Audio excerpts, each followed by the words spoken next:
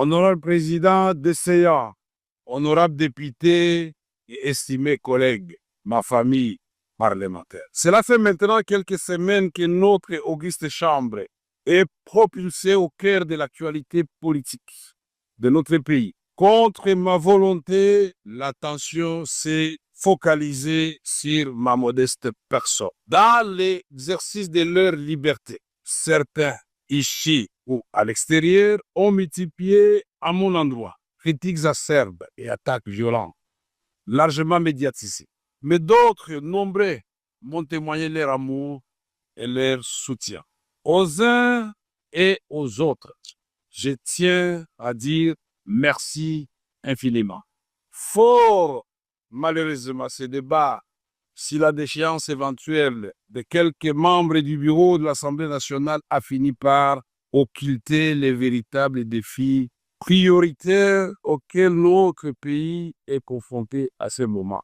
Ce sont pourtant ces défis qui cristallisent les attentes du peuple que nous représentons et qui donnent à notre action toute sa substance patriotique. L'unité nationale, la cohésion, la défense de la souveraineté et de l'intégrité territoriale, le progrès social et économique. Voilà ce qui devrait capter toute notre énergie.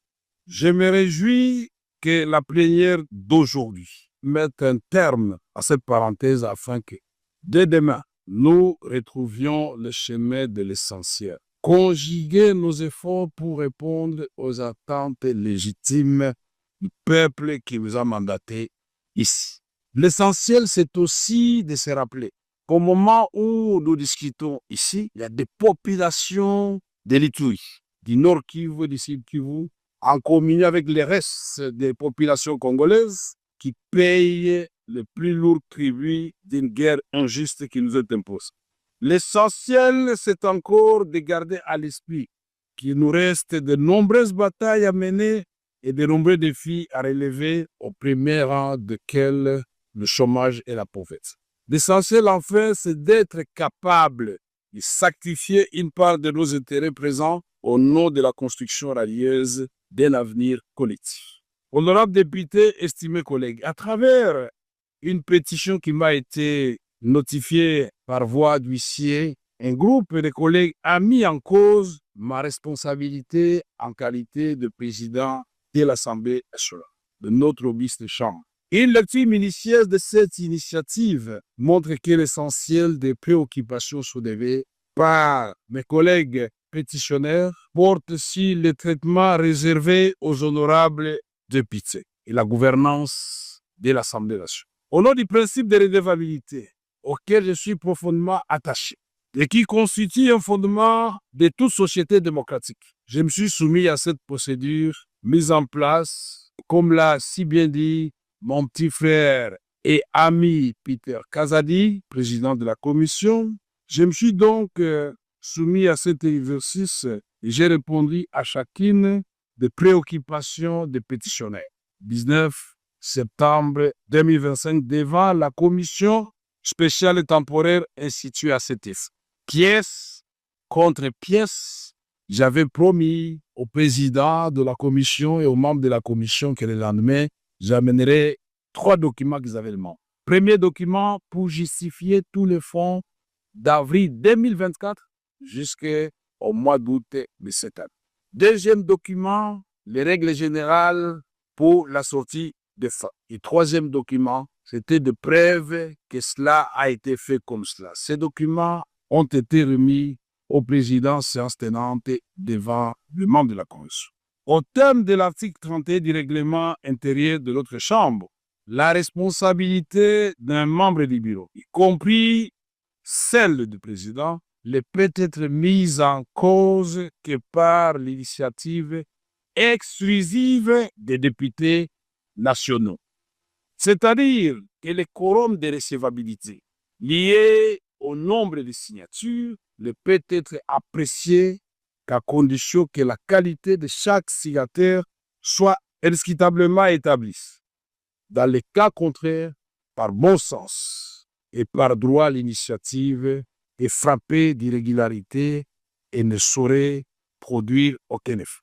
Or, dans le cas présent, comme je l'ai relevé devant la commission, la pétition sous examen est entachée d'irrégularité. Le cas le plus flagrant réside dans le fait qu'elle n'est pas l'œuvre exclusive des députés nationaux. Honorables députés, estimés collègues, mieux que quiconque, porté par la conviction et l'amour de la patrie, j'ai activement œuvré à l'avènement d'une alternance pacifique dans notre pays et en faveur de son Excellence, M. Félix Tshisekedi Tshilombo, président de la République et chef de l'État. Aujourd'hui, je me réjouis de constater que nombreux de ceux qui nous ont rejoints et ont épousé cette conviction que nous étions si prêts à partager à son temps, celle d'une refondation de notre État autour du président Félix Antoine Tshisekedi Tshilombo. J'ai consacré l'essentiel de ma vie à la recherche de la consolidation de la paix, ainsi qu'à l'amélioration des conditions de vie de notre population. Je voudrais vous rassurer, je ne suis animé ni de colère, ni de ressentiment envers qui que ce soit. Mon cœur est trop étroit pour s'encombrer avec de tels fardeaux. Il s'emploie à entretenir l'amour fraternel et à cultiver les vertus du pardon. Honorables députés, estimés collègues, le vote attendu ici, quels qu'en soient les résultats, porterait immanquablement un coup dur aux acquis auxquels j'ai contribué moi-même et que nous sommes tous appelés à préserver. Je prends donc la mesure du spectre de la division et des clivages qui menacent de fragiliser la cohésion nationale et l'harmonie institutionnelle, pourtant indispensable à la réussite de notre projet collectif, restaurer la paix, impulser le développement, renforcer le rayonnement de notre pays. Honorables députés, estimés collègues, je ne vais pas vous promener dans les Saintes Écritures pour vous parler du roi Salomon avec les deux femmes qui se disputaient un enfant. Je respecte la ligne tracée par le président, mais nous avions beaucoup à dire avant de lui dire au revoir. Honorables députés, estimés collègues, à vous, j'estime mon amour fraternel et ma gratitude sincère pour le moment partagé au service de notre beau pays. À toutes celles et ceux qui m'ont apporté un soutien spontané dans cette épreuve, je dis merci. Aucun mot n'est assez fort pour exprimer ma reconnaissance. Sachez que vous pouvez toujours compter sur moi. Je vais également m'adresser à nos collègues pétitionnaires. Merci à vous. Merci car au-delà de l'épreuve, il y a l'apprentissage. Chers frères et sœurs, ce qui nous unit est infiniment plus fort que ce qui nous divise. À votre démarche démocratique, j'ai apporté des réponses précises devant la commission spéciale et temporaire. Je n'ai aucun doute que notre lanterne à nous tous a été éclairée. Ma gratitude s'adresse aussi au personnel administratif et aux assistants parlementaires qui abattent un travail remarquable avec zèle et abnégation. À celui qui me succédera, je souhaite plein succès dans la conduite de notre chambre. C'est ici le moment de vous annoncer ou de confirmer effectivement ce que le président de la commission, Peter Kazadi, a dit tout à l'heure. Je donc, en âme et conscience, décidé devant 110 millions de Congolais de considérer que ma petite personne ne doit pas bloquer une grande institution comme l'Assemblée nationale. J'ai donc décidé de déposer ma démission.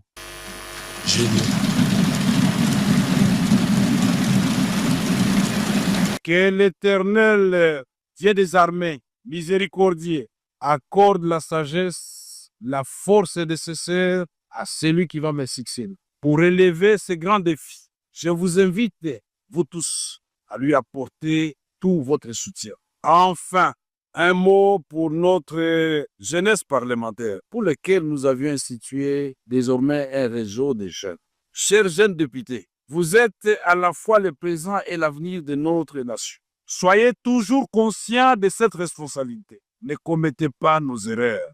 Travaillez avec acharnement et discipline. Vivez pour l'histoire, chers jeunes.